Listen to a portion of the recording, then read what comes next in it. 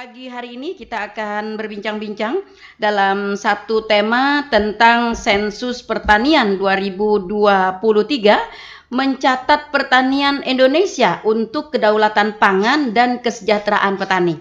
Dan kami ingatkan kepada Anda, kami menunggu suara Anda di 0811 5012 304. Baik, kita awali bincang-bincang kita di pagi hari ini. Ya, saudara pendengar, kalau kita ketahui orang-orang sering lekat dengan sensus ini adalah sensus penduduk.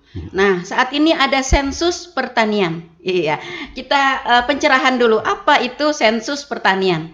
Oke, silahkan Ibu Sukma. Oke, terima kasih Ibu atas pertanyaannya. Sensus pertanian ini salah satu agenda besar yang harus diemban BPS karena ada 3 sensus. Tadi Ibu sudah menyebutkan ada sensus penduduk di tahun berakhiran 0, sensus pertanian di akhiran tahun angka 3 dan juga di nanti di 2026 ada sensus ekonomi berakhiran angka 6. Nah, untuk sensus pertanian di tahun ini adalah sensus pertanian ke-7, Bu.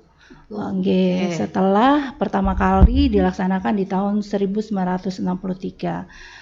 Karena dari hasil sensus ini nanti akan menghasilkan data dasar yang diperlukan untuk pengembangan atau kebijakan pembangunan di sektor pertanian, gitu Ibu.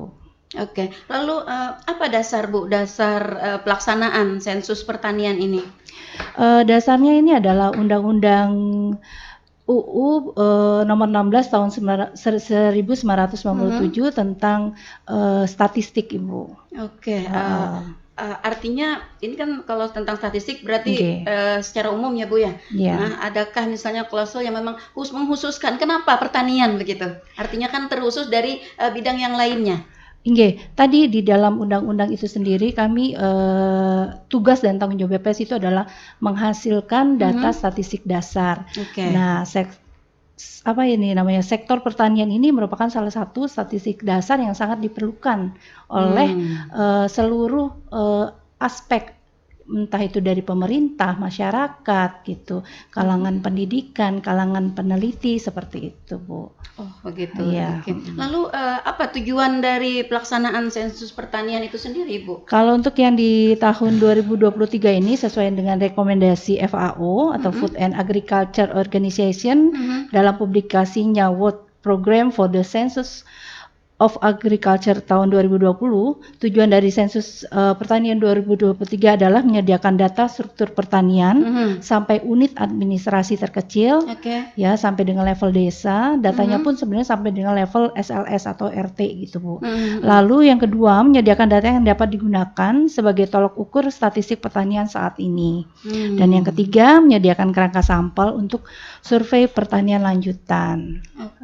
Data-data tersebut seperti misalnya data struktur pertanian sampai ke unit-unitnya tadi, kemudian data yang lainnya yang dapat dijadikan sebagai tolak ukur statistik pertanian, kemudian juga sampel-sampel itu. Apa manfaat dari semua itu, Ibu?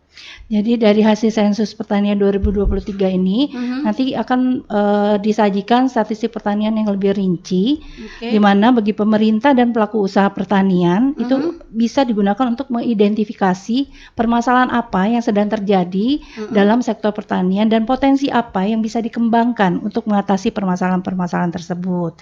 Jadi sensus pertanian 2023 ini didesain agar mampu memberikan gambaran komprehensif terkait kondisi pertanian di Indonesia hingga wilayah terkecil. Di samping itu, data hasil ST 2023 dapat digunakan menjadi tolok ukur statistik pertanian yang ada pada saat ini, serta sebagai kerangka sampel untuk survei pertanian selanjutnya. Sehingga mungkin diketahui mungkin ya Bu ya, di mana yang harus kita lakukan modifikasi. Betul, mungkin Ibu. Atau mungkin hal-hal yang lain menyesuaikan dengan kondisi atau tuntutan era begitu ya. Betul, Ibu. Betul sekali. Nah, pada tahun yang lalu terakhir kemarin sebelum tahun ini tahun berapa Bu? 2020 oh 2013. 2013. Ya, Oke, 2013. Dari 2013 apa yang kalau boleh kita menengok ke belakang, apa yang menjadi satu inovasi dari sektor pertanian hasil dari kebijakan strategis kebijakan. statistik pertanian ini begitu? Maksudnya kebijakan strategis yang dengan dasar tahun 2013 dipakai sampai dengan posisi tahun 2023 seperti itu ya Bu. Pada dasarnya data yang dikumpulkan untuk sektor pertanian itu hampir sama seperti Ibu. Cuman di tahun 2023 ini kita ada pengembangan untuk pendataan urban farming seperti itu Bu, dan juga ada untuk urban farming, petani milenial seperti itu Bu. Dan juga data-data UMKM yang menunjang sektor pertanian seperti itu Bu. Iya, betul.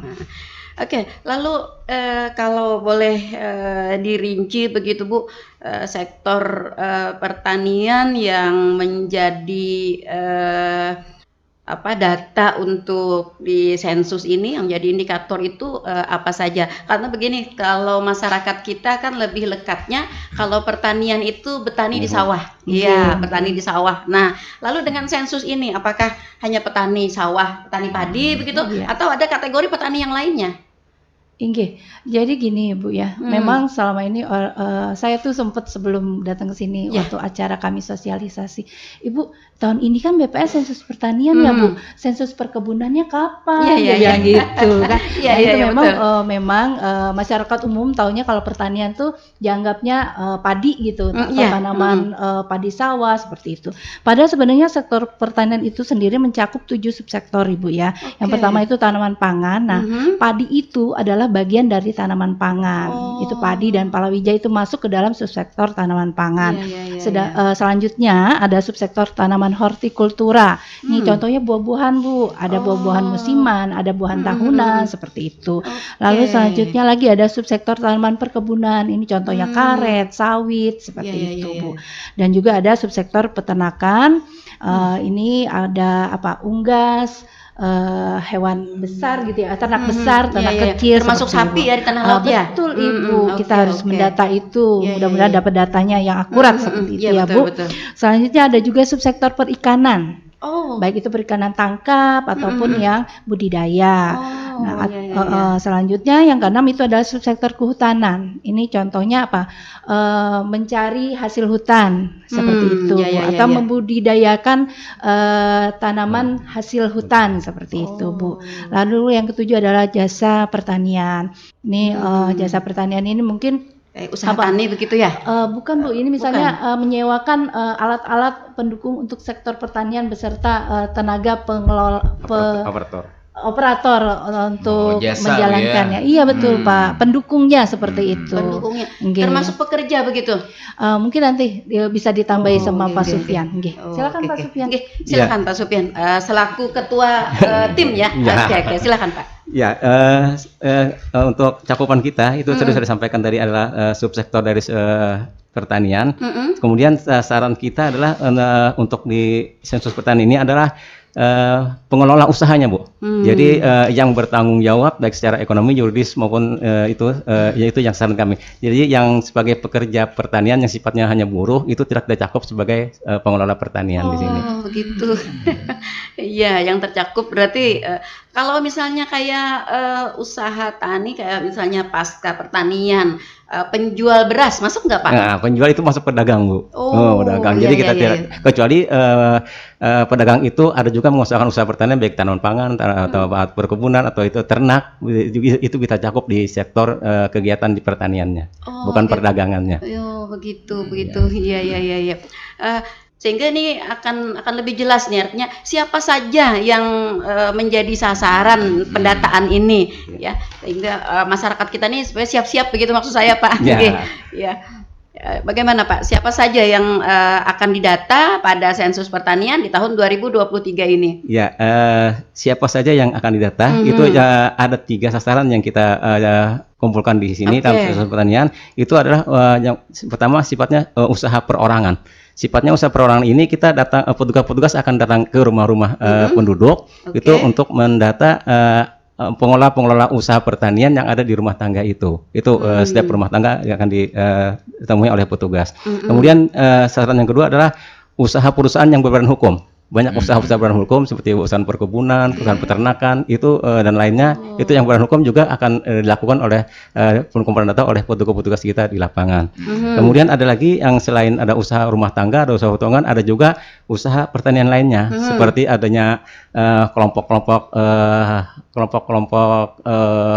usaha pertanian itu yang membuat usaha bersama untuk tujuan bersama sifatnya itu akan kami kumpulkan lewat petugas kami yang karena kelompok usaha rumah tangga sudah dikumpulkan, kemudian usaha perusahaan juga sudah, dan usaha yang bukan usaha dan usaha rumah tangga juga akan kita kumpulkan lewat di sini sensus pertanian ini. Iya. Artinya tidak semua penduduk kita terlibat begitu Pak? Bagaimana? Terlibat maksudnya masuk data dari soal petani dalam pendataan sensus penduduk ini. Kita semua tadi kan sasaran kita semua penduduk. Jadi kita ada daerah-daerah yang potensi pertanian, ada yang tidak potensi. Yang potensi akan petugas akan melakukan pengumpulan data lewat door to door, artinya setiap rumah dilakukan pendataan. Jadi kalau ada usaha pertanian di situ, petugas akan mendata lebih rinci dengan kuesioner yang ada. Kalau memang di rumah tangga itu tidak ada usaha pertanian, itu hanya sebagai daftar rumah tangga yang ada di penduduk itu di RT situ. Jadi tidak ada usaha pertaniannya. Oke, ya, ini saya masih belum ini Pak, kita masih belum jelas ya tentang yang pertama tadi kan usaha pertanian perorangan. Bagaimana kalau misalnya petani kita begitu ya, petani kita bertani bertani identik bertani ini tanam benih gitu ya Pak ya. Oke, saya bayangannya juga bertanam benih. Ya, nanam benih gitu ya, tetapi hanya untuk dikonsumsi sendiri. Nah, itu apakah ini termasuk sasaran atau bukan? Untuk konsep di sensus pertanian ini ada dua hal, Bu. Yang pertama itu untuk tanaman pokok seperti tanaman pangan itu, walaupun diusahakan hanya untuk kebutuhan sendiri seperti padi, itu termasuk itu dikategorikan sebagai usaha pertanian. Tetapi kalau bukan tanaman pokok itu kecuali usahanya untuk dijual. Itu baru kita kategorikan sebagai usaha pertanian. Tapi kebanyakan Bu ya kalau di Tanah Laut sendiri banyak yang buruh tani Bu ya. Buruh tani kebanyakan. Jadi mengelola sawah orang. Iya betul. Nah itu tadi juga yang dipertanyakan Pak. Para pekerja kemudian para buruh tani begitu yang mengelola sawah orang, apakah kami ini juga termasuk katanya yang nanti akan didata begitu? Kan petani juga Pak katanya. Mereka juga nyebutnya petani gitu ya. Petani di sawah orang gitu, buruh tani gitu. Bagaimana ini Pak? Nah ini soal ini kami sampaikan yang kita cakup dalam pendataan ini adalah pengelola usaha pertanian. Jadi yang bertanggung jawab terhadap usaha di pertanian itu. Kalau buruh itu tidak ada menanggung risiko. Jadi tidak ada di sana kita akan mendapatkan biaya operasionalnya nggak tahu dia. Sebagai pemakaian pupuk segala macam juga tidak ada. Yang ada hanya di pengelola usaha pertaniannya. Iya. Karena tidak sampai berimbas kebijakan nanti Bu ya. Karena kebijakan pupuk, kebijakan ini juga. Kebijakan upah juga. Mungkin sedikit saya tambah. Oke, silakan Ibu. Memang terkadang masyarakat umum menganggap ketika orang itu istilahnya itu sistem sewa lahan itu dianggapnya buruh tani. Padahal sebenarnya beliau bisa juga akan dianggap sebagai pengusaha ketika beliau itu sistemnya bukan digaji oleh si pemilik lahan, tapi ketika beliau ini sistemnya bagi hasil. Ya seperti itu kan ya Pak Sufian ya. Begitu ya. Yang lahannya itu dikelola oleh dia, disewa, terus nanti dia bayar ke ini ya. Bukan begitu Pak Sufian? Bukan, Bu. Tetap tidak masuk juga ya? Tetap tidak masuk. Seperti juga yang banyak kita kan di sini seperti peternakan Bu. Peternakan itu biasanya kita yang menggaduh. Ada yang menggaduh, ada yang menyerahkan sapinya kepada penggaduh itu kan. Nah, yang jadi sasaran yang mana nih? Yang punya sapi atau yang menggaduh? Nah, yang jadi sasaran kita di sensus pertanian ini adalah yang menggaduh Bu. Jadi walaupun dia menaruh sapi di tempat orang, maka yang punya sapi ini kalau tidak ada memelihara sapinya dia tidak sebagai peternak. Begitu. Karena Iya. Jadi petugasnya harus benar-benar di BIMTEK nih Bu ya. Iya, benar itu harus benar-benar. Kami pelatihan itu ada petugasnya. Kami itu ada 336 di mana itu dilatih selama 4 hari. Kemarin itu Bu, jadi 3 hari efektif, 1 hari datang pertama, 3 hari belajar, 1 hari pulang, jadi 5 hari lah seperti itu. Itu perlu waktu selama itu untuk kami menyampaikan materi untuk pelaksanaan lapang. Itu mudah-mudahan dengan diadakannya pelatihan itu, petugas kami itu sudah secara konsep dan definisi sudah mereka pahami, SOP yang tepat, gitu ya. SOP yang kami tetapkan bisa dijalankan oleh mereka sehingga data yang dihasilkan itu tentunya akan lebih akurat seperti itu. Soalnya begini Ibu, di lapangan biasanya ya, di lapangan tetangga ya melihat tetangga di data gitu kan. Ulun bang ada didatakan, nah minta data juga gitu. Padahal dia tidak termasuk kategori dari. Misalkan PKH Bang. Iya. Sekarang takut Bu kalau tidak didata ya. Soalnya nanti kalau lepas ya PKH itu lepas. Masyarakat kita ini menawarkan diri untuk didata begitu. Iya, seperti itu biasanya. Fenomena di masyarakat kita di akhir-akhir ini. Nah, seperti itu. Jadi kalau misalnya petugas kita sudah memiliki pengetahuan dan keterampilan tentang itu, tentu dia nanti akan lebih bijak lah menyikapi. Bah ada pian kada masuk bisa sarik sini. Aja pian ulun data. Nah, tapi datanya dikebirakan kena. Tadi Bapak mengatakan bahwa ada kelompok usaha apa ya? Ada. Nah, apakah BUMDes termasuk Bu? BUMDes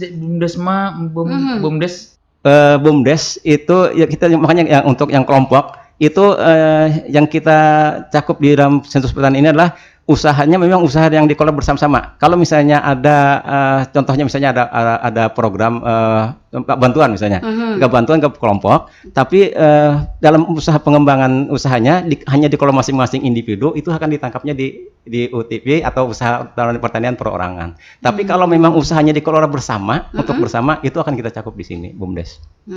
Karena kan BUMDes sekarang lagi booming ya. Di tanah laut lagi di mana-mana Pak. Ini juga Bu untuk pelaksana lapangannya. Ketika untuk rumah tangga tani itu kan memang petugasnya adalah mitra. Karena kan kalau pegawai organik BPS seberapa ada aja cuma 25 gitu kan organiknya. Sehingga kami untuk yang ke rumah tangga itu menggunakan sekitar tadi 336 petugas yang lumayan banyak ya Bu ya. Sebagian besar itu adalah mitra statistik yang dilakukan pembinaan terlebih dahulu tadi. Nah, untuk yang UPB yang perusahaan berbadan hukum dan juga usaha tani lainnya, pertanian lainnya tadi yang contohnya tadi kelompok tani yang memiliki usaha bersama itu akan didata oleh organik kami. Nah, ini salah satunya ini Pak Iqbal itu yang mendata untuk yang UPB dan UTL itu Bu. Begitu, iya. Kadang-kadang masih agak rancu di lapangan begitu ya masyarakat kita Bu, kita yang yang kurang paham mungkin terhadap sensus pertanian ini. Khawatirnya nanti masyarakat kita tidak siap ya karena masyarakat kurang mengetahui. Nah, sehingga hasil sensor pertanian kita tidak maksimal seperti itu. Nah, sehingga juga akan berbuntut pada kebijakan nanti yang diambil. Nah, seperti itu. Dan juga anggaran nantinya Bu ya. Ya, beriringan. Nah, menyoal dengan mitra tadi Ibu. Mitra tadi ada 336 petugas ya Bu ya. Apakah itu di tiap desa atau kalau kita melihat desa kita kan ada 35 sedangkan ada petugas kita 336. Ini bagaimana pembagiannya Ibu? Jadi kita berdasarkan rumah tangga tani yang ada di masing-masing wilayah. Jadi petugas kami tersebar di seluruh kecamatan. Kan kita ada 11 kecamatan ya Pak, mulai dari Panyipatan sampai dengan Kintab gitu. Ada perwakilan mitra yang akan melaksanakan tugas di sana. Nah, untuk pembagian jumlah petugas di masing-masing kecamatan tergantung jumlah rumah tangga tani yang ada di masing-masing kecamatan tersebut. Jadi nanti beban kerjanya cukup merata di antara setiap petugas tadi, Pak. Artinya ini berdasarkan jumlah rumah tangga ya? Rumah tangga jadi tani. bukan berdasarkan desa atau bukan. mungkin berdasarkan kecamatan. Ya, bukan Bu. Rumah tangga tani atau kakak tani seperti itu.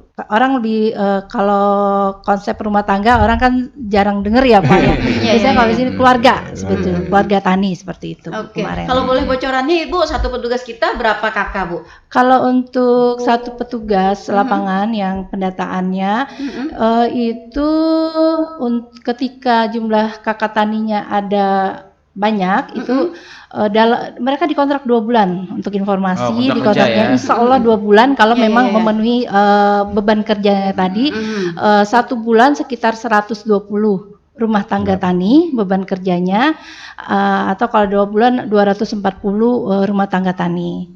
Tapi ketika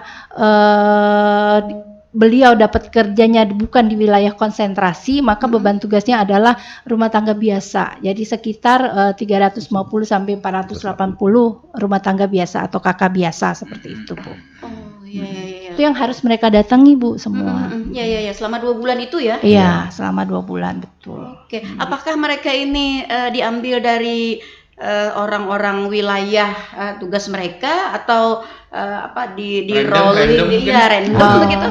Jadi kami biasanya sebelum melaksanakan suatu kegiatan kami open recruitment Bu. Tapi kami akan mencari petugas dari wilayah kecamatan. Diutamakan. Iya, di sana sehingga Pak. dia mengenal wilayah begitu ya. Satu mengenal wilayah dan wilayah kerjanya tidak terlalu jauh karena kan nanti kami tidak menyediakan operasional untuk pindah kecamatan seperti itu Bu.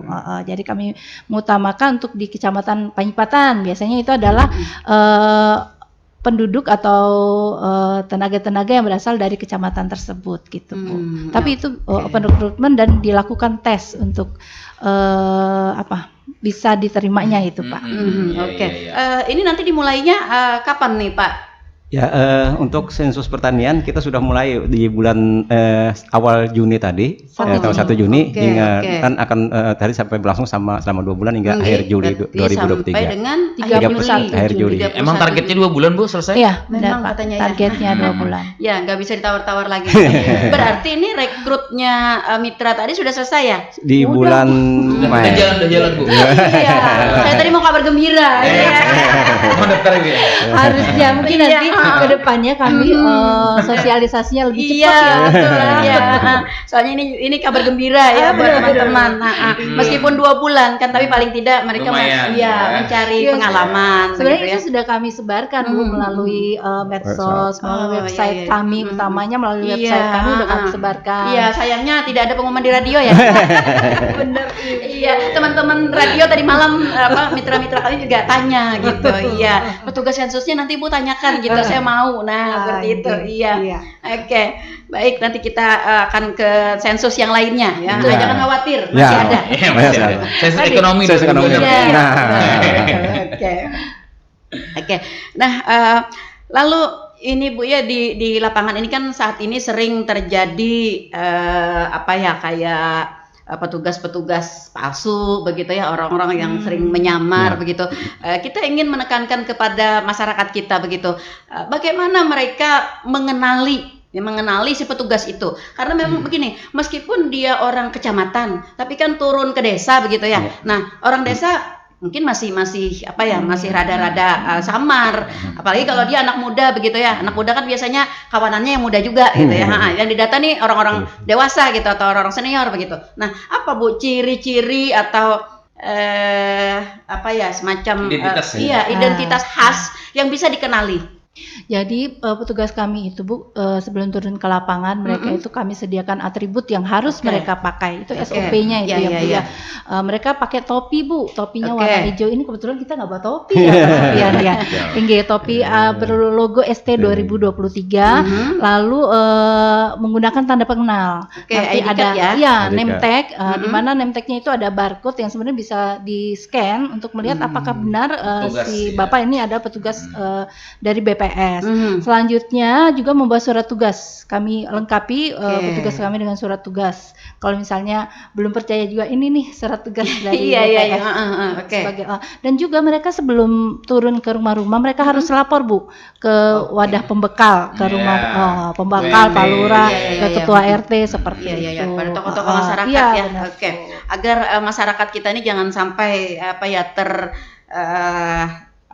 kecelek. Dan juga masyarakat sekarang kan Bu ya, kadang-kadang juga ada orang datang tuh, ada orang asing itu kan mungkin agak berbeda. Apakah mungkin di tempat-tempat zona-zona yang resiko, mungkin bisa dikatakan resiko desa tersebut desa yang berisiko tinggi ya? Apakah ada sinergi dengan aparat keamanan mungkin dari BPS sendiri? Iya benar, kami sudah menjalin kerjasama dengan pihak kepolisian dan juga TNI Polri lah seperti itu Pak.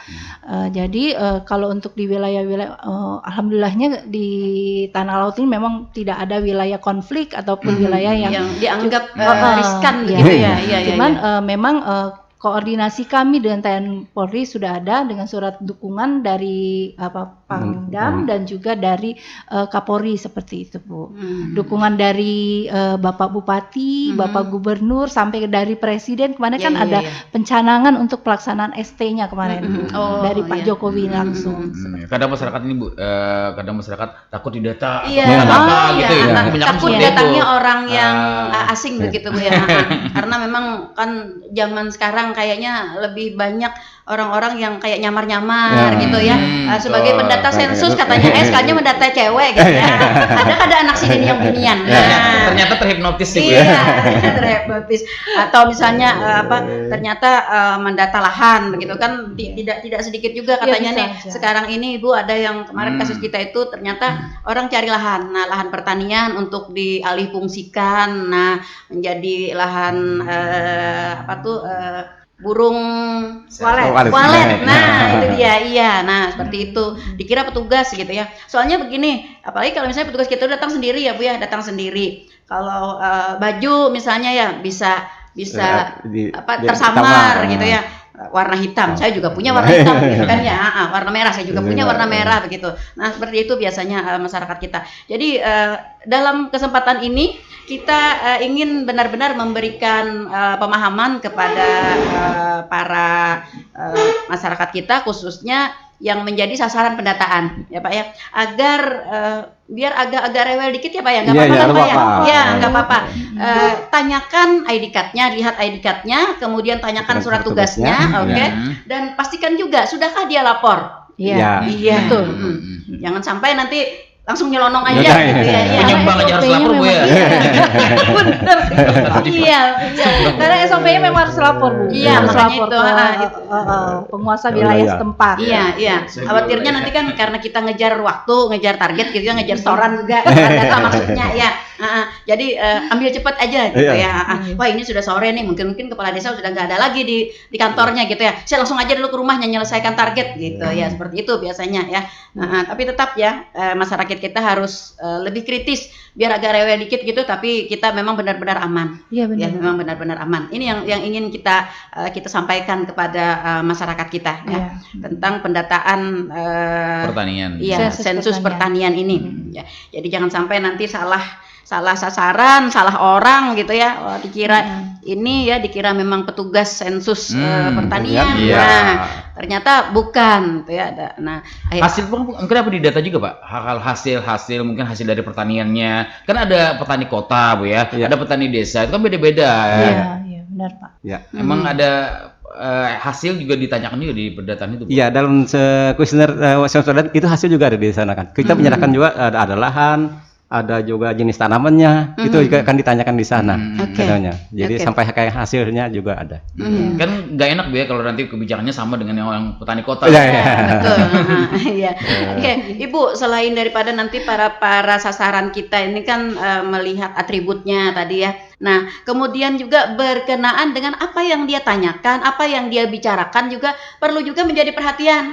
Nih, jangan-jangan tanyanya kok lain gitu ya. Di mana nyimpan harta karun? Kalau boleh bocorannya Ibu, sedikit gambaran apa saja nanti yang akan ditanyakan oleh petugas sensus pertanian di tahun ini gitu kepada masyarakat kita. Jadi Teman-teman pendata itu dilengkapi kuesioner, kuesioner sensus pertanian. Baku gitu Bu ya? Oh, sudah baku. Oke. Itu standarnya sama, pertanyaannya sama gitu, nggak boleh beda-beda. Nggak boleh melenceng gitu, dia bikin pertanyaan sendiri, nggak boleh. Untuk konsep dan definisinya pun mereka diwajibkan harus sama, makanya kami latih tadi kan. Pertanyaan-pertanyaan yang tercover itu identitas dari si pengusaha, si pengusaha pertanian, dan juga usaha apa yang dikerjakan. Identitas itu, sebentar Bu, identitas itu apakah si pengusaha pertanian itu saja? Maksud saya tidak ada merembet kepada anggota keluarga. Jadi di dalam satu rumah tangga ini untuk UTP ya Bu ya. Kalau UTP yang usaha pertanian rumah tangga, yang perorangan itu didata dulu di rumah tangga itu ini apa? Keterangan anggota rumah tangganya siapa saja yang melakukan pengelolaan usaha pertanian. Nah, di situ kita dapat identitasnya gitu kan Bu. Misalnya kalau cuma satu pengelola saja, padahal misalnya ada berapa usaha pertanian, misalnya di rumah tuh kan terkadang ada nanam padi tadi Bu Huma gitu kan. Ada tukang pabrik, ada yang pabrik contoh masuknya. Kalau cuman memabrik punya usaha pabriknya itu nggak masuk industri itu Bu. Masuk industri. Iya.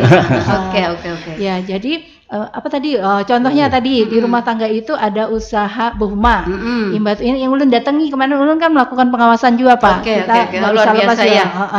Walaupun petugas sudah diwanti-wanti, kami terus terjun juga Bu untuk memantau, memastikan ya. Benar. Jadi kemarin itu ada yang Bu Huma di rumah tangga ini nih, ada Bu Huma, ada sarang burung walet, dan juga ada miara ayam ya Pak Sufian ya. Itu ada 3 usaha. Kebetulan cuma si bapak sebagai pengelola kemarin, sehingga yang akan didata lebih lanjut itu adalah si bapak gitu ya, tentang keterangan usaha pertanian yang dikelolanya tadi Bu.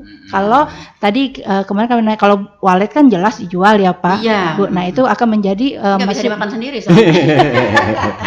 Bu Huma kan, kalau Bu Huma tadi walaupun kada dijual buat konsumsi sendiri itu dianggap melakukan pengelolaan usaha Bu Huma. Nah untuk yang ayam itu kalau seandainya ayamnya itu kada dijual atau intaluhnya kada dijual, itu didata tapi tidak dianggap usaha pertanian seperti itu, tapi tetap akan didata karena ada pertanian yang dikelola di rumah tangga tadi seperti itu. Nah itu baru pertanyaan awal-awal. Nah nanti di dalamnya nanti berapa jumlah ayamnya, indukannya gitu ya Pak, jantannya sampai ke intalu. Terus kalau waletnya tadi sampai produksinya berapa banyak, sudah berapa tahun mulai mengelola burung waletnya tadi. Nah sawah juga gitu, berapa luas lahan sawah yang dikelola tadi. Seperti jenis itu. apa yang ditanam gitu ya. Kalau hasil walet hasil walet agak rumit Bu. Ditanyain hasil walet agak rumit. Benar, kami mencoba untuk menghitungnya ya Pak ya, lumayan agak rumit juga. kalau hasil walet ya. Sekarang berbuntut dengan pajaknya. Iya benar. Baik. Terputus. Iya, silakan kami ingatkan kembali, kami menunggu suara Anda di 0811 5012 304 ya. Mumpung hari ini kita bersama-sama dengan Ibu Kepala Badan Pusat Statistik ya, Kabupaten Tanah Laut. Oke, baik. Suara pendengar selamat pagi. Selamat pagi. Selamat pagi. Salam sehat semuanya. Salam sehat. Ya. Hujan lambat Bunda Ana suaranya. Oh, lambat ke hujan. Gimana tuh? Ya, hujannya lambat banget. Wah, ternyata kita Hari beda. Kandana. Iya, kita beda cuaca ternyata ya. Cuaca ya. Dulu Bunda Ana, Oke. Apa nih yang mau dipertanyakan? Oke. Nah, ya ditanyakan ini kan masalah yang pendataan tadi, Bunda. Oke. Yang kelompok-kelompok tani. Terus namanya memang petani dari dulu sampai sekarang. Oke. Tapi nggak bisa banyak Bunda. Yang paling banyak itu 10 borong. 10 borong. Jadi banyak ulun jas borong kada bisa. Tapi dilihat itu waktunya nih saya ini lah Bunda beberapa kali banjir. Oh, iya oke. Habis ditanam banjir mati, habis goyang banjir mati. Nah, ini tahun ini kayaknya nggak banyak lagi Bunda, mana rusak tuh. Oke. yang bisa didata tuh berapa burung gitu kan, banyak rumah gitu. Dan kebetulan kada pernah juga umpat di kelompok pertanian tani itu sudah. Oh iya, oke. Kita nggak pernah umpat kelompok tani. Seandainya itu kelompok tani itu bisa pupuk, bolehkah kita meminta itu? Meminta kan ukar kah? Ya, minta Yang termasuk kelompok ya, Pak? bapaknya kan pada larang gitu. Ya, oke, bersubsidi ya Bu ya. Oke. Kalau minta kan mungkin ada Iya, betul, oke, baik. Maksudnya saya minta lah dulu mau minta bantuan gitu loh. Baik, paham. Oke. Agak ringan sedikit. Nah, ini ya maksudnya didata dari dulu sampai ini kayaknya tidak pernah didata. Mudah-mudahan ini bisa didata. Karena gitu, iya. Per rumah, per keluarga. Senang juga soalnya ya, nanti datanya masuk gitu di pusat statistik. Iya, ada namanya Bu Arma gitu. Ya kan ya Bu ya? Iya, tapi yang jelas mama bapaknya lah dulu. Oh begitu.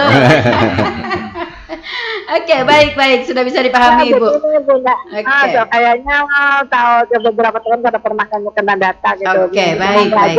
Data Iya. Kampungan itu. Oke, dapat dipahami Ibu. Oke. Semoga aja itu yang minta ulun ngomong itu aja. Yap. Terima kasih banyak. Salam sehat semuanya. Semangat terus. Oke. Terima kasih Bunda, sampai Bapak. Iya. Waalaikumsalam warahmatullahi wabarakatuh. Iya, nah ini salah satu contoh warga negara yang baik Bu. Iya, merasa tidak pernah didata, ini pengen data gitu. Harus. Ini daerah panggung nih Bu ya. Iya, daerah panggung. Iya. Daerah Pertanyaannya tadi pertama. Kekuasaan siapa nih zonanya? Iya. Oke, punya sawah 10 borong, tapi tidak pernah didata. Ini apakah ada kategorinya katanya Bu? Apakah ada kategori luasan lahan yang akan didata? Yang misalnya saya punya 10 borong, kada masuk nih harus didata gitu ya. Tapi Iwan punya 20 borong, nah Iwan masuk. Dan gagal panen katanya Bu. Nah, lalu habis itu hasilnya nggak ada gitu. Akhir-akhir ini katanya sering sekali gagal panen karena ada banjir, anak bani mati. Nah, itu yang kedua pertanyaannya ya. Yang ketiga itu tentang pupuk bersubsidi karena beliau ini tidak masuk di dalam kelompok tani. Nah, dapatkah mendapatkan pupuk bersubsidi dari kelompok tani itu? Ya, silakan yang jawab Ibu, Bapak, silakan Ibu. Mungkin pertanyaan di awal aja tadi yang terkait, kok saya nggak pernah didata gitu ya. Memang kan sudah kami jelaskan bahwa untuk kegiatan sensus pertanian itu adalah 10 tahun sekali ya Bapak Ibu ya. Jadi untuk khusus yang terkait usaha pertaniannya ini kan terakhir tahun 2013. Nah, di tahun 2023 ini seluruh desa Panggung termasuk daerah konsentrasi ya Pak. Berarti itu akan door to door. Insya Allah rumahnya Ibu Arma akan didatangi. Siap-siap Bu Arma. Iya, siapkan kopi pahit. Karena tidak ada kriteria batasan berapa borong yang ditanam. Selama dia usaha tidak ada seperti itu Bu. Nah, untuk pertanyaan bisa ditambahkan oleh Pak Sufyan mungkin. Oke, silakan Pak Sufyan. Ya, untuk sasaran ke sensus pertanian itu kita tidak membatasi luasan usahanya. Dan juga perlu kita sampaikan di sini, usaha pertanian itu tidak hanya usaha pertanian yang merupakan pendapatan pokok. Jadi bisa aja kita sebagai pegawai negeri tapi ada kegiatan usaha pertanian pada pertanian kita di rumah ada melihara ternak itu kita walaupun kita bukan pendapatannya pertanian sebagai utama tapi kita ada mengelola usaha pertanian itu akan kita data di sana. Apalagi memang rumah tangga itu usaha pokoknya memang sudah di pertanian itu akan kita data di sana. Iya.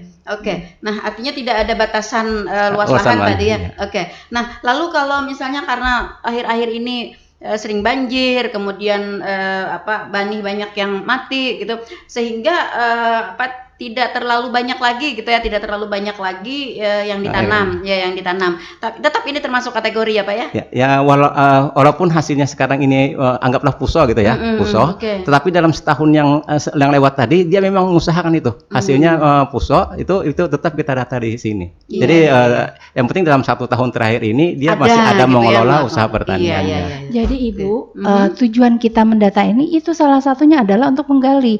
Kalau puso misalnya tidak ada hasil, apa penyebabnya gitu. Itulah yang akan digali oleh pemerintah, apa penyebabnya tadi misalnya bagaimana mengatasinya banjir, untuk mengatur program ke depannya, apa yang perlu diupayakan untuk tidak terjadi fuso itu lagi seperti itu. Oke, ya. Nah, Bu Arma, nanti kalau misalnya ada petugas yang datang, nah ini kesahkan dia seberapa jujur dan benar. Iya, kesahkan seberapa antian ya, yang banjirnya kayak apa. Nah, kemudian kesulitannya mendapatkan pupuk karena kita tidak masuk di anggota kelompok tani. Makanya juga pemerintah kita selalu menggaungkan gitu ya untuk berkelompok masuk ya di kelompok. Karena tentu bersama kita akan lebih kuat seperti itu ya. Nah, seperti itu ya. Oke, seperti itu ya Bu Arma.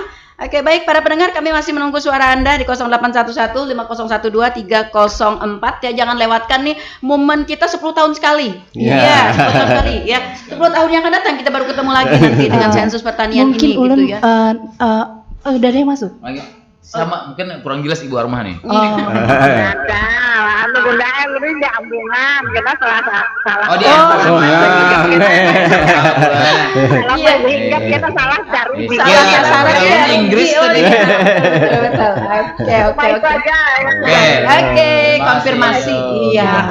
Oke, ambungan ternyata ya. Sama Ulun mau mengkonfirmasi tadi Bapak bilang kan, kalau walet nggak bisa jujur-jujur produknya nanti terkait pajak. Jadi gini Bapak, kami tidak terkait pajak pendataannya. Jadi walah kami mau informasinya yang jujur, yang sesuai dengan kondisi realitas di lapangan seperti itu. Karena memang kami tidak berafiliasi sama Dirjen Pajak enggak Bu. Jadi memang lepas pendataan kami. Dan data yang kami kumpulkan ini sifatnya rahasia. Tidak kami sajikan per individu oleh BPS-nya tidak Bu. Nanti data yang kami kumpulkan ini mungkin kita kalau untuk data per individunya itu nanti bukan BPS yang akan mengeluarkan seperti itu. Oke, masih di suara pendengar. Selamat pagi. Selamat pagi. Oke. Rada-rada rada-rada serak tuh kayaknya. Rada-rada hujan. Rada-rada. Oke, Pak Har silakan. Oke, ini terkait masalah yang sensus pertanian. Nah, ini kan punya yang namanya di lapangan itu tuh PPL. Oke. Nah, itu kita bertanya untuk sensus ini kan keterkaitannya sangat erat dengan dunia usaha tani. Nah, dan yang saya tahu itu di dalam sistem Kementerian Pertanian itu namanya Sistem Informasi Penyuluhan Pertanian. Di mana di situ ada termasuk data-data petani, segala macam luasan lahan gitu tuh. Nah, jadi nanti saya mau bertanya itu sama yang petugas sensus, apakah nanti data-data yang hasil yang sudah diperoleh ini apakah akan disinkronkan dengan data simluhtan tersebut? Karena kan di situ sudah saya dengar yang Ibu Arma segala macam itu terkait masalah pupuk subsidi kan memang nggak berhak kalau selama dia di luar anggota kelompok tani. Yap, betul. Nah, jadi yang ingin saya tanyakan itu satu, apakah nanti data-data simulutan itu akan dirubah otomatis juga karena terkait data sensus dan yang kedua apakah dalam kegiatan ini penyuluh di lapangan itu juga dilibatkan? Oke. Karena kan mereka sangat erat kaitannya dengan petani gitu. Iya, betul. Oke. Ya, mungkin itu aja ya. Terima kasih. Assalamualaikum. Waalaikumsalam warahmatullahi wabarakatuh. Terima kasih Pak Har di Batu Ampar. Iya, ini si Dini diam-diam banyak bisi lahan Bu. Makanya tadi karena untak-unakan jar lawan petugasnya aja. Udah disiapkan sidang berdahulu. Ya, baik terkait dengan adanya PPL kita di lapangan. PPL juga memiliki data informasi tentang pertanian tadi ya yang simultan itu. Nah, lalu bagaimana korelasi dari data dari PPL kita dengan nanti data yang didata oleh petugas sensus pertanian, itu yang pertama. Nah, kemudian apakah dalam kegiatan sensus pertanian ini para PPL dilibatkan? Silakan. Jadi Ibu, untuk kegiatan di sensus pertanian untuk petugas lapangannya tentunya tadi kami sudah open recruitment ya Bu. Memang syaratnya itu tidak boleh PNS gitu Bu. Kemarin ya Pak ya tidak boleh PNS, sehingga tentunya untuk petugas lapangan tidak bisa kami rekrut PPL seperti itu. Lalu apalagi tadi Bu? PPL ini punya data. Punya data. Jadi Pak Presiden Jokowi semenjak tahun 2018 ada Undang-Undang Satu Data. Inginnya Indonesia itu punya satu data, satu data Indonesia. Jadi ketika kita punya data penduduk, baik itu dari BPS, KB, Dukcapil, itu maunya tuh satu data saja kita pegang. Nah, oleh karena itu sudah dibentuk juga namanya Forum Satu Data di setiap kabupaten kota. Nah, di dalam setiap kabupaten kota itu semua unsur ya, SKPD terkait, terus produsen datanya, SKPD, BPS sebagai pembina data, Kominfo sebagai wali data itu duduk bersama untuk menyamakan konsep dan definisi persepsi sehingga kita nanti akan muncul satu data saja. Jadi tentunya akan kita sinkronkan nanti di akhirnya dalam Forum Satu Data Kabupaten Tanah Laut seperti itu Bu. Ya, nanti akan otomatis disinkronkan. Jadi kita akan bersama-sama duduk di dalam Forum Satu Data itu tadi Bu. Karena memang ketika misalnya PPL punya data, BPS punya data. PPL kan di bawah pertanian. Dinas Pertanian punya data, BPS punya data. Kalau beda arah itu tentu beda jumlah atau beda klasifikasi terus konsep definisi yang dipakai beda, maka itu akan menentukan arah kebijakan yang beda. Pemerintah bingung nih mau pakai yang mana. Maka dari itu wajib kita dalam Forum Satu Data itu sama-sama koordinasi, komunikasi, kolaborasi untuk menghasilkan satu data pertanian Indonesia tadi Ibu.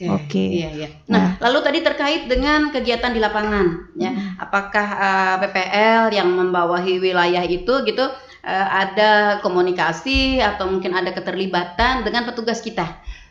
Bisa sebenarnya pada waktu kita sosialisasi awal itu sebelum pelaksanaan itu di akhir Mei gitu ya, bukan di minggu-minggu akhir Mei lah sebelum pelatihan. Sebelum pelatihan kami ada sosialisasi, kami mengundang juga dari Dinas Pertanian, jadi ada yang diwakili PPL, kelompok tani seperti itu. Kami sudah mengadakan sosialisasi untuk pertama untuk menjaring informasi usaha-usaha pertanian yang dalam bentuk UPB, UTL seperti itu Bu. Jadi kami tentunya berkoordinasi dengan Dinas Pertanian, Dinas Perkebunan, Dinas Peternakan. Kemarin narasumbernya dari ketahanan pangan dan perikanan gitu. Itu narasumbernya juga. Pertanian tuh masuknya tanaman pangan dan perkebunan. Distan Horbun. Kemarin narasumbernya dari dinas itu ada juga, dari Dinas Peternakan juga ada seperti itu Pak. Itu dalam rangka kami koordinasi, kolaborasi tentunya PPL dilibatkan di sana, kami dapat data dari Dinas Pertanian seperti itu. Artinya keterlibatannya ya Pak berkaitan dengan utamanya kepada koordinasi. Koordinasi. Artinya keterlibatan itu kadang harus mengiringi, kadang harus dibawahi gitu ya. Tunjukkan Bang di mana gerang rumah petaninya. Artinya koordinasi. Diarak dianggung ya. Secara langsung ya, artinya kita di garis koordinasi seperti itu ya.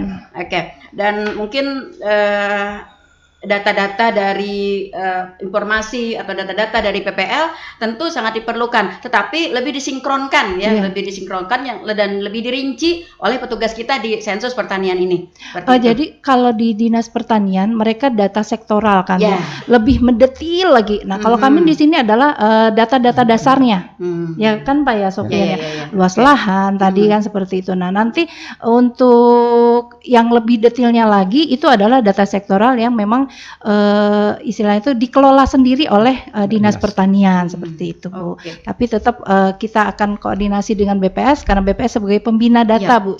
Statusnya di dalam undang-undang satu data itu tadi. Perpres satu data tersebut tadi, Bu. Apakah mungkin juga nanti ditambah kewajibannya oleh petugas kita nih, Bu? Selain daripada lapor kepada kepala desa, harus lapor juga mungkin kepada WPL setempat begitu. Kalau secara SOP tidak ada, Bu. Gitu. Tapi kalau buat berkoordinasi untuk lebih jelasnya, mungkin kan untuk konfirmasi juga ini utamanya untuk wilayah. Tapi kalau di wilayah PPL itu membawahi kecamatan ya, Bu. Nah, gitu. Kalau untuk level kecamatan, jadi sebenarnya yang kami perlu banget untuk koordinasi itu di wilayah-wilayah non konsentrasi. Karena kalau wilayah yang konsentrasi, yang dianggap banyak rumah tangga taninya, kami door to door, Bu. Itu kan datang sudah dari satu rumah ke rumah, insya Allah tercover gitu, Pak. Nah, yang kami perlukan banget itu tadi yang non konsentrasi, di mana dari info yang sudah ada, kami misalnya cuma taunya ada 4 kakak tani aja, rumah tangga tani atau keluarga tani di situ. Padahal mungkin ketika di lapangan kami kan biasa minta infonya kepada ketua SLS, ketua RT, ketua RT gitu kan. Kira-kira menurut Pak Tani ada lagi kah selain 4 yang ada di daftar kami ini yang mengelola usaha pertanian di wadah Sidin kayak itu. Nah, kalau kami ke PPL, mungkin PPL juga cakupannya tadi sekecamatan ya, Bu. Kecamatan. Kalau boleh bocorannya, Ibu, daerah konsentrasi itu setiap kecamatan adakah atau bagaimana? Atau mungkin bisa disebutkan daerah konsentrasi ini di mana aja gitu? Kalau nggak salah, kita kan ada 1695 SLS. RT 1695 rukun tetangga gitu, Pak. SLS itu singkatannya Satuan Lingkungan Setempat gitu, Pak. Kalau di wadah kita tuh RT. Jadi ada 1695 RT. Dari 1695 RT itu sekitar 1200 atau 1100 itu adalah SLS konsentrasi. Artinya lebih dari separuh ya, Pak. Lebih dari separuh keluarga yang ada di RT tersebut mengelola usaha pertanian, itu disebut wilayah konsentrasi. Artinya ini tidak wilayah konsentrasi ini artinya tidak diplotting berdasarkan desa, berdasarkan RT, berdasarkan kecamatan gitu. Iya, seperti itu. Paham. Iya. Tidak ada misalnya kecamatan ini bukan dari konsentrasi dan kita melihat dari muatan rumah tangga pertanian. SLS ya, Bu. Per RT. Per RT. Ibu Makmur Kurau tuh potensi luar biasa. Kalau mau memplotting wilayah ya, di sana tuh yang diplotting. Baik, Ibu. Setelah dilakukan pendataan oleh petugas kita, nah data itu diolah, lalu nanti data apa saja yang akan dihasilkan dari pendataan atau sensus pertanian itu? Data apa saja yang dihasilkan oleh sensus pertanian ini adalah data terkait kondisi pertanian Indonesia secara komprehensif. Kalau di sini ya berarti data di Kabupaten Tanah Laut seperti itu ya, sampai dengan wilayah terkecil tadi. Wilayah terkecilnya desa, RT malah kan tadi pendatanya sama dengan RT. Yang meliputi antara lain data pelaku usaha pertanian secara by name by address-nya yang dapat digunakan sebagai acuan targeting program pemerintah di bidang pertanian seperti penyaluran pupuk, pupuk subsidi, biospasial statistik pertanian dan potensi pertanian, juga termasuk data urban farming. Mungkin di Pelihari kan ada wilayah perkotaannya. Siapa tahu ada yang mengelola yang sayuran di pipa hidroponik. Gitu kan. Urban farming, terus struktur demografi petani. Nah, dari struktur demografi ini kita bisa nangkep nih berapa petani milenial. Kalau nggak salah kan di Bajuin ya. Di Bajuin itu ada petani milenial Iya, yang betul. dapat penghargaan sampai Iya. level nasional ya Bu ya. Betul, ya. Itu malah pertanian tanaman pangan kan, kalau selama ini kan asumsi remaja ataupun kaum milenial Betul. yang namanya Bu Huma tuh Iya. sakit badar gitu Iya, kan. iya. Sidin kan bagus tuh sampai dapat penghargaan ya, sampai dapat Melon, penghargaan. melon. Melon, ya berbagai tanaman Sidin mengelolanya kan Pak. Lalu selain itu juga akan mendapatkan luasan pertanian menurut penggunaan, jenis kepemilikan, dan juga irigasi, apakah sawah-sawah tersebut sudah dialiri irigasi atau belum, Atau seperti irigasi itu. yang ada terpenухikah ya dengan Iya, seperti sawah yang itu. ada begitu. Oke. Terus penyediaan basis data UMKM di sektor pertanian dan data-data lainnya seperti itu Bu. Oke, iya ya. Banyak ya Banyak, Bu. sektor-sektor nanti yang akan menjadi konsentrasi dari data ini ya. Sehingga dari data hasil sensus pertanian itu pemerintah dapat mengambil sebuah kebijakan ya yang mudah-mudahan mendekati ketepatan lah. Iya, kalau tepat banget kan mungkin ya. Itu milik Allah aja. Betul, 100% jadi benar. mendekati lah istilahnya ya. Tolak ukur lah bagi pemerintah. Iya. Artinya kalau di wilayah tanah laut dengan luasan, kita ambil misalnya luasan pertanian sekian gitu kan, dengan perbandingan jumlah irigasi sekian, apakah memadai atau tidak gitu ya? Apakah perlu ditambah? Iya. Sehingga ini akan menjadi bahan bagi SKPD terkait untuk mengajukan misalnya pembangunan lagi begitu ya. Iya, betul. Sehingga memang pembangunan kita tidak kata orang, kalau bahasa kampungnya kada bahapal. Betul, ya betul. Apalagi nih sektor pertanian yang memang banyak sekali digeluti oleh masyarakat kita ya. Betul, Ibu. Oke. Baik Ibu. Lalu bagaimana data hasil sensus pertanian ini? Seperti tadi tema kita hari ini ya, untuk mencatat pertanian Indonesia untuk kedaulatan pangan dan kesejahteraan petani. Nah, petani. Ini bagaimana nih penjelasannya sampai kepada kedaulatan pangan dan sampai kepada kesejahteraan petani? Oke. Jadi kan dari data dari pendataan sensus ini kita nanti kan dapat berapa sih jumlah misalnya tadi yang Bu Huma berusaha di sektor pertanian tanaman pangan. Nah, dengan didapatnya data tadi, nanti pemerintah akan dapat tepat sasaran berapa sebenarnya perlu pupuk subsidi. Ya kan, nih kemarin tuh waktu Pak Jokowi melakukan pencanangan, Sidi mencontohkan ketika data yang kita pegang itu tidak up to date ataupun salah seperti itu, maka kebijakan akan diambil menjadi salah juga. Misalnya data yang ketika pemerintah tidak punya data, pemerintah menyediakan pupuk subsidi misalnya 9,5 juta ton. Padahal ternyata di lapangan masih kuciak-kuciak ya. Saya nggak dapat pupuk subsidi gitu. Nah, berarti masih ada kekurangan. Nah, dengan harapannya dengan dilakukan sensus pertanian ini, data yang dipegang oleh pemerintah itu tepat sehingga salah satunya tadi penyaluran pupuk subsidi bisa memenuhi kebutuhan dari masyarakat yang bergerak di sektor usaha pertanian tanaman pangan tadi seperti itu.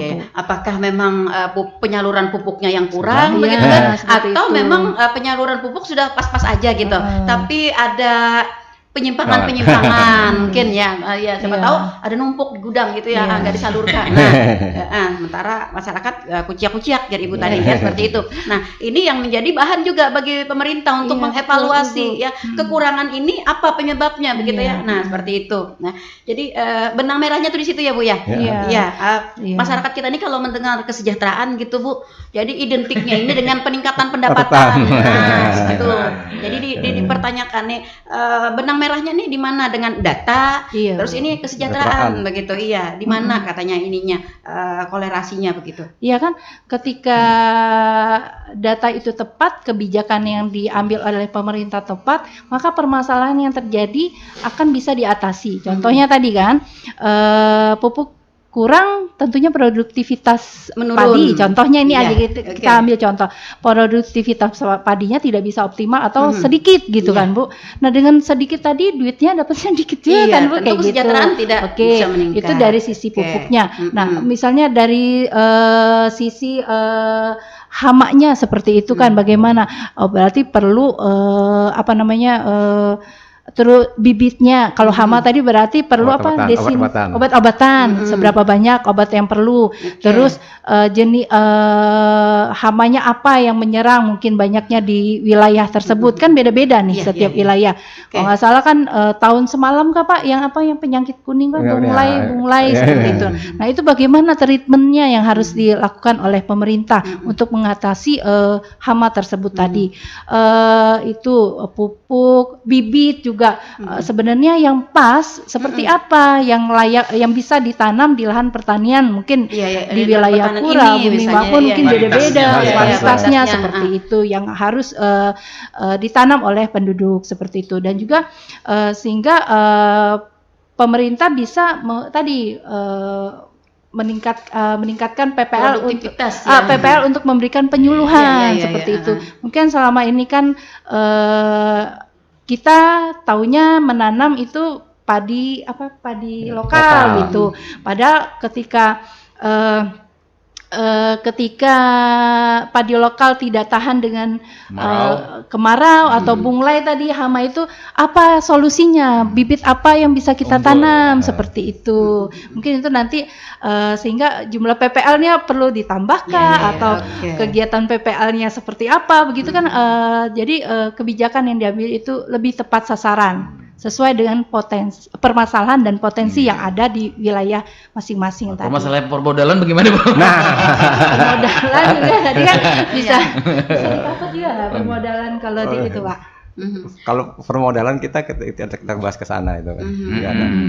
Mudah-mudahan termasuk. Mudah-mudahan mungkin misalnya ada efek ini ya. Mungkin juga nanti kan data ini akan dianalisa oleh seluruh sektor terkait. Jadi bukan hanya khusus pertanian gitu kan, tapi ada sektor-sektor lain, termasuk juga mungkin tadi sektor permodalan. Karena mungkin tentu saja juga bagaimana mengupayakan ya petani kita ini tidak terjerat pada rentenir misalnya. Nah, karena kita tahu saat tanam kan pasti saat panceklik saat tanam itu saat panceklik. Nah, di sini biasanya akan ada masuk dari berbagai lembaga yang mengatasnamakan koperasi, yang mengatasnamakan simpan pinjam dan lain sebagainya. Bumdes tadi kelola desa kan banyak pemerintah nanti mengambilnya arahnya ke sini. Ke situ, Bu. Jadi dilihat nanti kan berapa nih petani di desa ini? Oh, banyaknya di apa? Apakah peternakan sapi? Berarti nanti mungkin Bumdes atau apanya bisa menyediakan modal atau bibit atau apa yang terkait untuk peternakan sapi. Betul. Atau tadi behuma atau hortikultura, bawang gitu kan. Karena Bu kita kan gara-gara Bu yang kemarin sempat naik BBM di akhir tahun 2022 gitu kan, inflasi nih. Nah, inflasi itu sangat harus dijaga supaya terjadi kestabilan harga, karena kestabilan harga ini sangat menentukan tingkat kesejahteraan, Bu. Nah, dengan inflasi yang stabil tadi, dengan mengendalikan harga, salah satu caranya itu untuk pengendalian adalah kita memproduksi barang-barang yang biasanya harganya bisa melonjak naik. Pemerintah kan mengharapkan kita ada menanam cabai merah, cabai rawit, bawang merah, yang memang itu salah satu tomat misalnya, dan itu dikonsumsi oleh seluruh penduduk kita. Ketika naik harga, turun, tidak terlalu belabakan gitu ya. Daya beli masyarakat juga berkurang. Ketika daya beli masyarakat berkurang, sehingga dengan adanya tambahan produksi, dengan bertambahnya jumlah petani yang melakukan usaha itu tadi, harga bisa dikendalikan tetap stabil seperti itu. Banyak hal memang yang dapat dilakukan ya, dan banyak sektor, banyak SKPD, kelembagaan yang dapat memanfaatkan hasil sensus pertanian ini ya. Jadi jangan sampai beranggapan nih kita sensus pertanian kan hanya untuk bahan pertanian saja. Tapi banyak yang terkait di situ ya. Baik, karena waktu kebersamaan kita, Ibu sudah berada di penghujung. Luar biasa, karena pertanian ini memang usaha turun temurun dari nenek moyangku. Kan ada lagunya, nenek moyangku orang petani. Seorang pelaut gitu ya. Oke, baik. Namun sayang sekali waktu kebersamaan kita sudah berada di penghujung dan itu tandanya kita harus undur pamit dari ruang dengar Anda semua karena masih ada program acara lain yang akan mengisi setelah ini. Namun saya tetap masih ingin minta closing statement dan juga ajakan ya dari Ibu Kepala BPS Kabupaten Tanah Laut. Silakan, Bu. Terima kasih Ibu. Baiklah, dalam rangka sensus pertanian ini kami mengharapkan seluruh penduduk Kabupaten Tanah Laut untuk menerima kedatangan petugas sensus pertanian 2023 dengan cara memberikan jawaban yang jujur dan lengkap. Mari kita bersama-sama mencatat pertanian Indonesia untuk kedaulatan pangan dan kesejahteraan petani. Terima kasih. Oke, baik ya. Oke, saudara pendengar, sampai di sini jumpa kita di Talkshow Inspirasi Pagi edisi hari ini Selasa 20 Juni 2023. Terima kasih Ibu Sukma Handayani, Kepala BPS Kabupaten Tanah Laut, dan Pak Supyan selaku tim Ketua Tim Sensus Pertanian tahun 2023. Dan terima kasih juga kepada para pendengar yang sudah berkontribusi bersama kami dan juga para pendengar yang sudah setia stay tune di 102,3 HPPL Radio Tuntung Panang FM, radio berinteraksi untuk pembangunan Kabupaten Tanah Laut.